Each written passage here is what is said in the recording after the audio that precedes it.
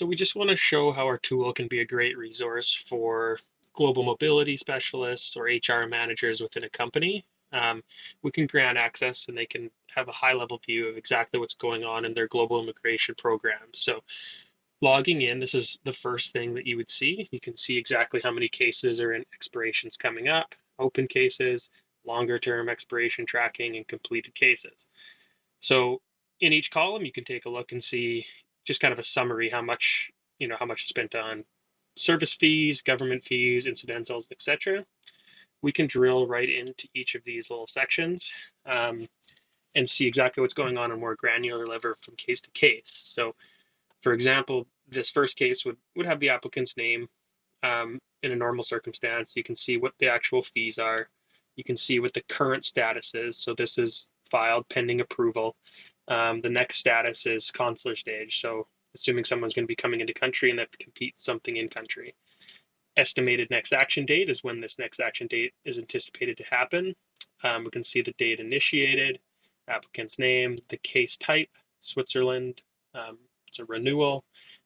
Every single case type down here, what's going on with each case.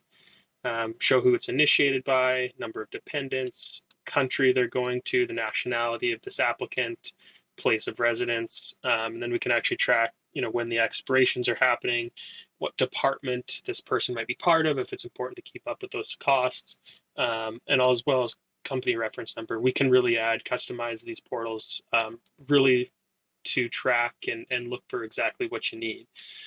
So each of these will open up. If we want to go look into the expiration tracking, we can do that as well. Look at the 33 cases there. We can also build out a lot of high-level dashboards just to have a glance and see what's going on. So here, for example, you can see the total immigration spend from year to year, and then you can look at what those different fee breakdowns are. So total, service fees or legal fees, and incidentals. Here we can actually look and see what the department breakdown is. So again, it's based off of the department we've chosen in the main board. Average cost per country. So I know it can mean a lot if you're having to relocate someone to different countries, or H-1Bs come up and we're trying to decide where we're going to place this employee. We can kind of have a better idea of how much it costs on an immigration perspective to send someone somewhere. Current status. So this is just a neat little tracker that shows exactly how many cases are in each part of the filing. So preparing filing, on hold, consular visa stage. So if you wanted to know which, for example, we can actually drill right in here. So let's see who we're preparing filing for. We can actually drill in and see exactly what cases those are. So a lot of these items in the dashboard, we can actually click on them and drill down and see exactly what cases are associated with them and get further detail. Just more information that people ask us to track is just number of cases per year. Obviously, this is a strongly growing program, a lot more people getting relocated or doing travel around the world. Cases per country, again, we're broken down here. You can see what countries, what percentage of it made up from year to year. And then lastly, a really neat feature is we can actually just build a pivot board in here, or a pivot table. So really we can compare and contrast or get information out of any of the data in that main board.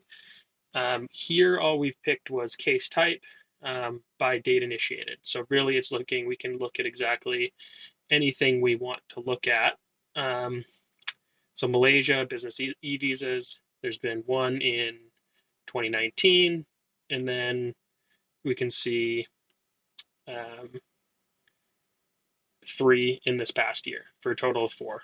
So again, if we want to kind of cross dice different information, we can absolutely do that. Lastly, one thing we always ask, do you track expirations?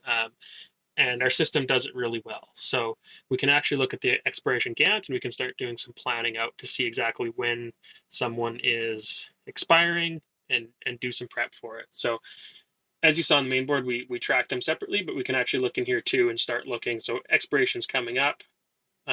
We can see in 2023 Q3, we have these cases or these applicants, as they'll be labeled, will be starting to come due. And then we can start planning on everybody that has an expiration coming. Our system does have automated functions where it'll alert the correct people when expirations are coming, and it actually will happen at 4 months out. So it kind of triggers a new workflow.